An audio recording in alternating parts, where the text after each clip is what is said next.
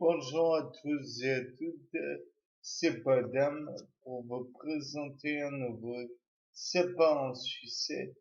Et donc là aujourd'hui, je me suis demandé pourquoi est-ce que bon nombre de dinosaures avaient une carrure si importante, si presque des carapaces voire des épaisseurs de peau aussi importantes. Puis j'ai réfléchi et je suis arrivé à la conclusion suivante, c'était parce que les mâchoires étaient importantes aussi. Elles étaient très musclées et elles étaient surpuissantes. Bien, ça n'apporte rien à rien. Personne n'en a rien à perdre de cette conclusion puisque tout le monde l'avait envisagé. Néanmoins, il faut envisager la chose suivante. Pourquoi est-ce qu'un animal est agressif? En règle générale, il a peur et donc il est agressif. Ou alors il produit une surdose, une quantité invraisemblable de, de testostérone. Donc il est agressif. On pourra parler de notre copine à cortisone, mais il n'est pas certain qu'il y ait de la cortisone dans chaque corps existant. Donc, peut-être que à l'époque ça existait déjà, peut-être pas. Dans tous les cas de figure, la cortisone augmente certes l'agressivité et la force des individus, et dans tous les cas de figure, ça aurait expliqué pourquoi les individus en question sont autant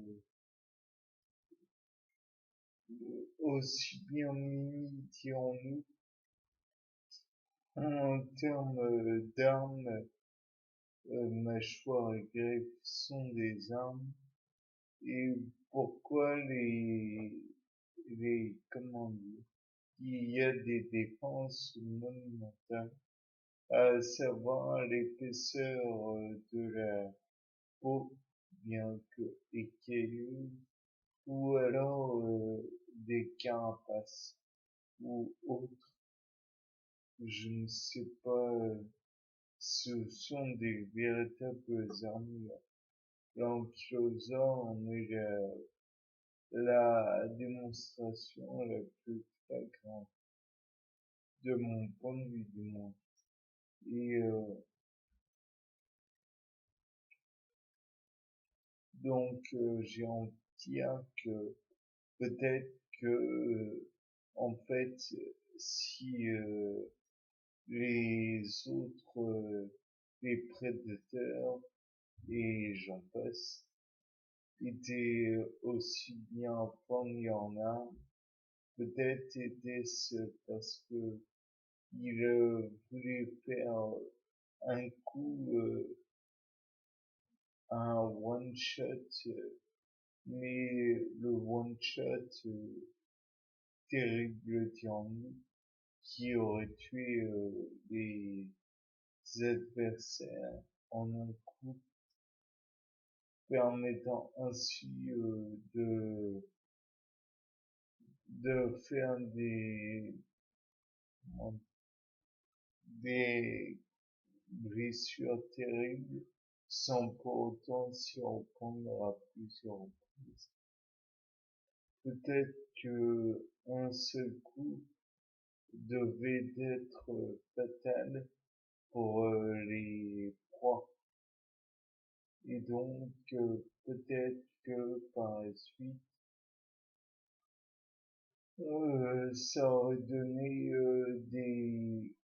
des, comment dire, des repas faciles pour les prédateurs.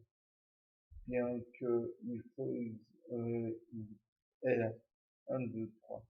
Il faut dire ce qui est, nous devons envisager le fait que pour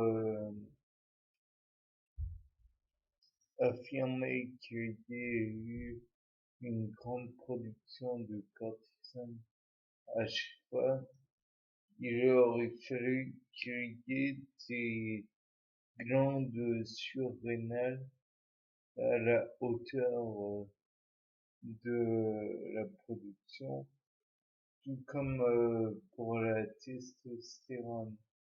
Peut-être qu'il aurait fallu une certaine quantité enfin un certain volume testiculaire, et dans les deux cas, il faudrait que les deux organes soient encore présents, ou alors qu'il y ait la trace de leur présence, du genre des empreintes ou des volumes particuliers à des endroits bien particuliers. Et on pourrait envisager aussi le fait que si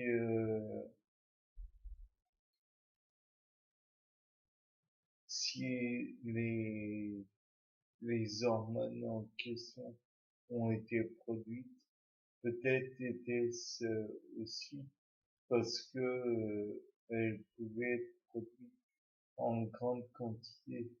Donc les glandes avaient un fonctionnement plus différent plutôt du nôtre.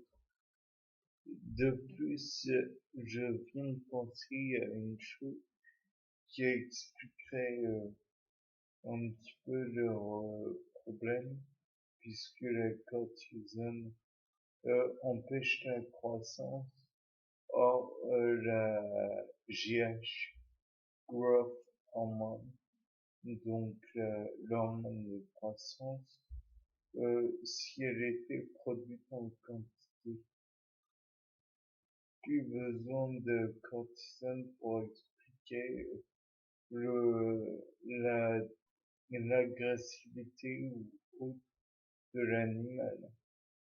Peut-être que simplement la growth hormone était suffisante pour donner une certaine agressivité aux animaux, aux dinosaures particulièrement, et peut-être aussi aux ptérosaures et aussi ptérosaures, puisque les dinosaures ne sont que des individus qui étaient présents alors, non pas la totalité des individus. Bien, sur ce, je pense avoir dit deux, trois choses utiles. C'était pas